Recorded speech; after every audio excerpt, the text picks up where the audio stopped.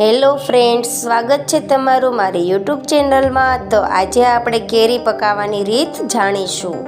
તો તેમના માટે મેં અહીં કેસર કેરી લીધેલી છે અને આપણે તેમની દાબો નાખવાની રીત જાણીએ। તો એમના માટે મેં નીચે એક કોથળી લીધેલી છે।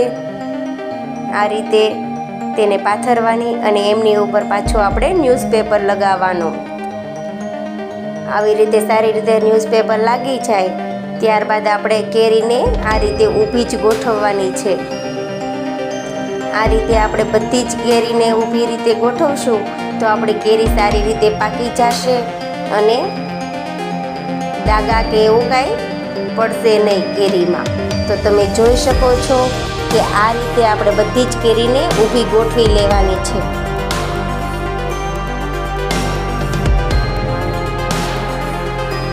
આપણે કેરી હંમેશા ઉપરથી ડીટીયાવાળી જ લેવાની છે, જેથી કરીને આપણી કેરી ખૂબ જ સારી રીતે પાકશે અને ખાવામાં પણ ખૂબ જ મીઠાશ આવશે। ત્યારબાદ મેં અહીં રાજાપુરી લીધેલી છે। આ બીજી રીત છે રાજાપુરીનો દાબો આપણે નાખવાની। તો એમને આપણે આવી રીતે સારી રીતે મોટી અને ડીટીયાવાળી જ પસંદ કરવાની છે રાજાપુરીને પણ। અને ઉનાળાની સિઝન આવે એટલે આપણે કેરીને ફળોનો રાજા કહેવામાં આવે છે। તો ચાલો આપણે રાજાપુરીને પેપર વડે પેક કરવાની રીત જોઈ લઈએ। તો બધી જ કેરીને આપણે આ રીતે ન્યૂઝપેપરથી ફરતી પેક કરી લેવાની છે। તો તમે જોઈ શકો છો કે આ રીતે આપણે કેરીને પેક કરવાની છે।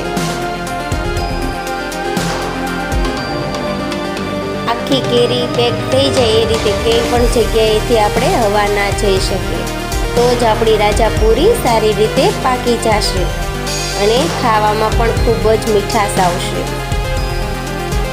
આવી રીતે એક એક કેરી કરીને બધી જ કેરીને આપણે ન્યૂઝપેપરમાં વીંટી લેવાની છે।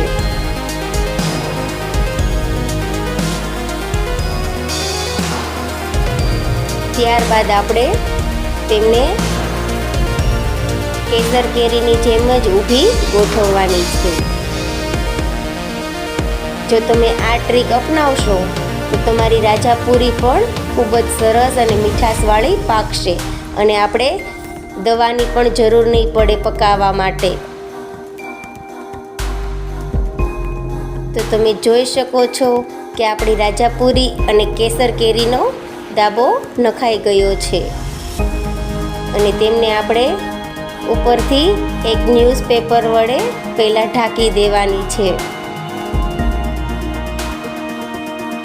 બધી જ કેરીને આપણે ન્યૂઝપેપરથી કવર કરી લેવાની છે આ રીતે। ત્યારબાદ આપણે તેની ઉપર એક કોટનનો કાપડ રાખીશું અને તેમને પણ આપણે બધી જ બાજુથી કેરીને કવર કરી લેવાની છે, જેથી કરીને આપણે હવા અંદર ના જાય અને ફક્ત 4 જ દિવસમાં આપણી કેરી પાકીને રેડી થઈ જાય છે। જો તમને મારો વિડીયો પસંદ આવ્યો હોય તો લાઈક કરજો, શેર કરજો અને કોમેન્ટ કરજો।